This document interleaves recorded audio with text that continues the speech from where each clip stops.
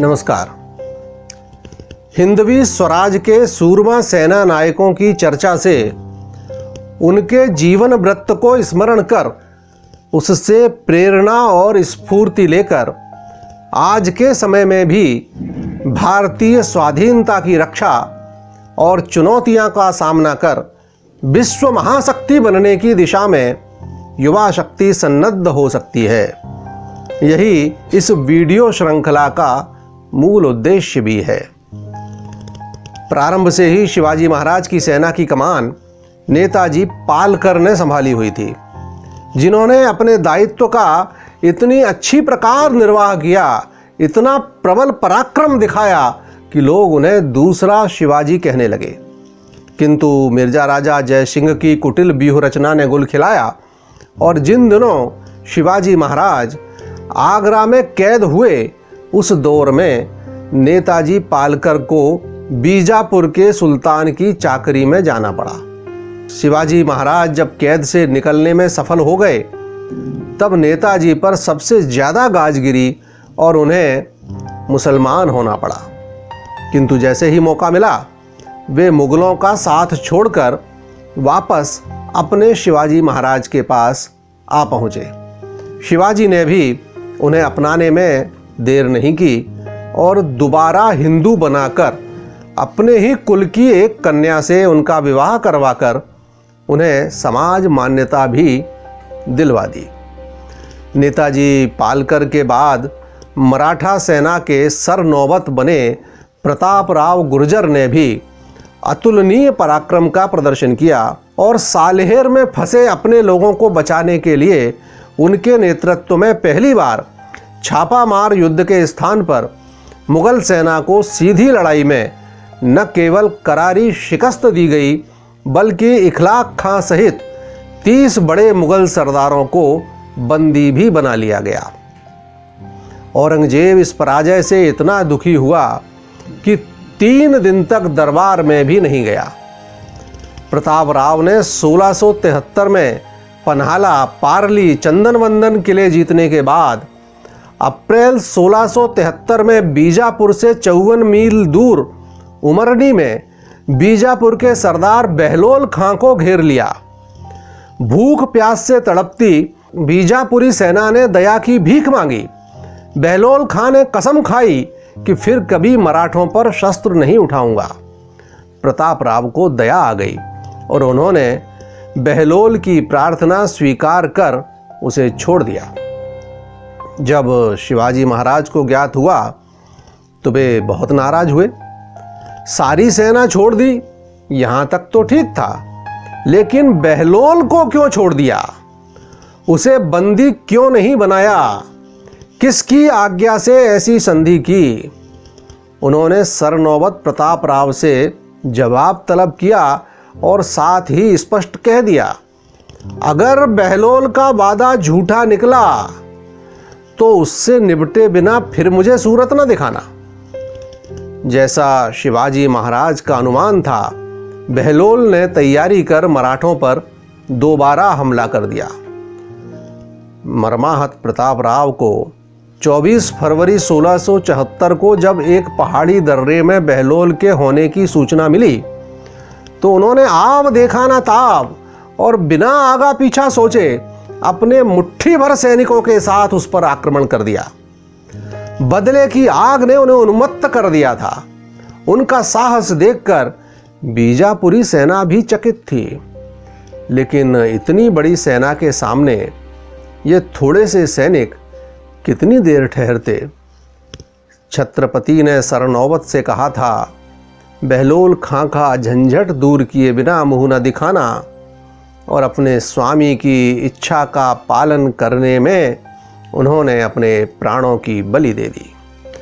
मराठा सेना को जब अपने सेनापति के आत्म बलिदान का समाचार मिला तो वे व्याकुल हो गए बदला लेने के लिए।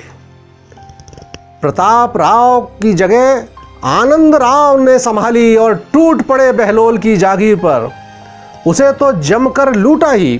23 मार्च 1674 को खुद बहलोल भी बंकापुर के पास हुई मुठभेड़ में जान बचाकर भागा। शिवाजी महाराज भी अपने सेनापति के इस आत्म बलिदान को आजीवन नहीं भूले। इसका सबसे बड़ा प्रमाण है कि उन्होंने अपने पुत्र राजा राम का विवाह 15 मार्च 1680 को प्रताप राव की बेटी जानकी बाई के साथ करवाया। प्रताप राव गुर्जर के बाद हम्बीर राव मोहिते 8 अप्रैल 1674 को नए सरसेनापति नियुक्त हुए। उनके अभिन्न सहयोगी बने संताजी घोरपड़े। 1640 में जन्मे संताजी के पिता महालोजी भी शिवाजी महाराज के पिता शाहजी के साथ बीजापुर दरबार में सरदार थे। संताजी का बचपन भी खेलते कूदते पढ़ते लिखते पिता के मार्गदर्शन में घुड़सवारी और युद्ध कला में प्रवीण होते भी था। किशोरावस्था आते आते तो वे लाठी पट्टा चलाना, भाला फेंकना, तलवारबाजी इन हर फन में माहिर होते गए।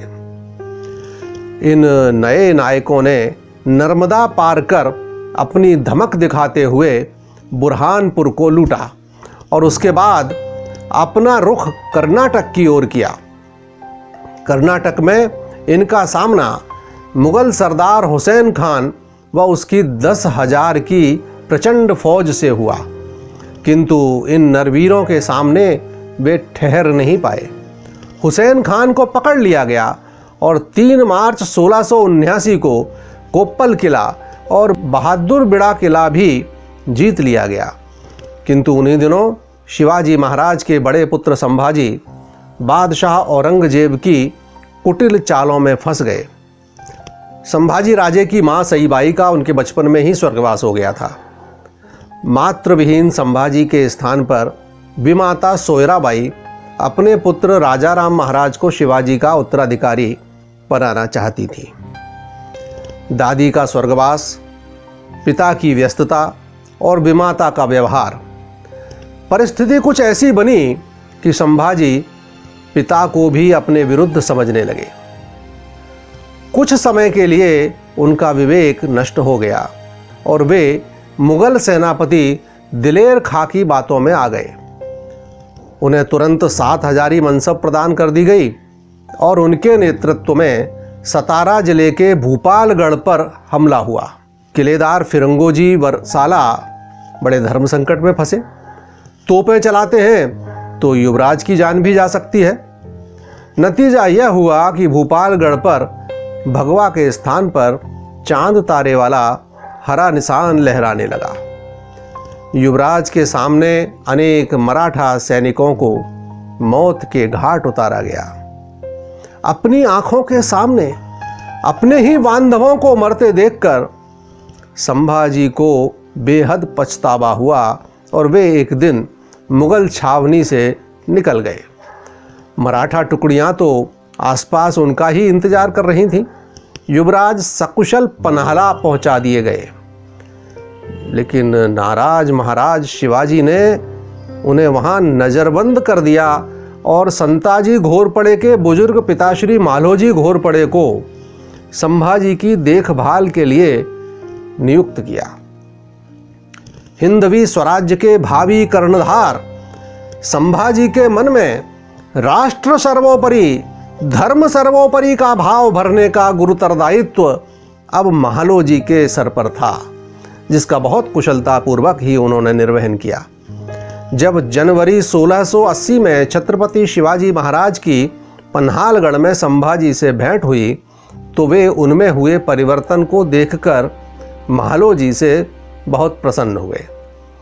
उसके बाद मार्च 1680 के प्रथम सप्ताह में राजा राम का विवाह हुआ, किंतु 23 मार्च को शिवाजी महाराज को ज्वर आ गया। शिवाजी महाराज ने जीवन भर जिस धैर्य और शांति के साथ संकटों का सामना किया था, अब वे मृत्यु का भी उसी निडरता से सामना करने को तत्पर थे। 3 अप्रैल 1680 चैत्र सुदी पूर्णिमा को मध्याह्न में वे स्वर्ग सिधारे और उसके साथ ही शुरू हो गया सत्ता के दांवपेच का खेल। शिवाजी महाराज के स्वर्गवास का समाचार संभाजी तक नहीं पहुंचाया गया और महारानी सोयराबाई ने राजा राम को रायगढ़ में छत्रपति घोषित करवा दिया। लेकिन यह समाचार पाते ही सर सेनापति हम्बीरराव मोहिते व घोरपड़े परिवार अर्थात भालोजी और उनके तीनों पुत्र संताजी, बहिर्जी और मालोजी ने संभाजी का साथ देना तय किया। आखिर वे शिवाजी महाराज के बड़े पुत्र थे। नतीजा यह हुआ कि जून 1680 की नागपंचमी को संभाजी ने सिंहासन संभाल लिया और 16 जनवरी 1681 को उनका विधिवत राज्याभिषेक भी हो गया। उस समय हिंदवी स्वराज्य के सम्मुख जंजीरा के सिद्दी, गोवा के पुर्तगाली व मुगल मुख्य शत्रु थे। तुंगभद्रा के आसपास हो रहे पठानों के उत्पात से निपटने की जिम्मेदारी स्वयं संभाजी महाराज ने संभाली और पन्हालगढ़ व रायगढ़ की सुरक्षा हम्बीरराव के हाथों में सौंपकर कर्नाटक की ओर रवाना हो गए। उस समय संताजी ने वही रणनीति अपनाई जो छत्रपति शिवाजी महाराज की थी, अर्थात अपनी सेना के बड़े भाग को सुरक्षित स्थान पर छुपाकर संताजी थोड़े से सैनिकों के साथ शत्रु के सामने पहुंचते।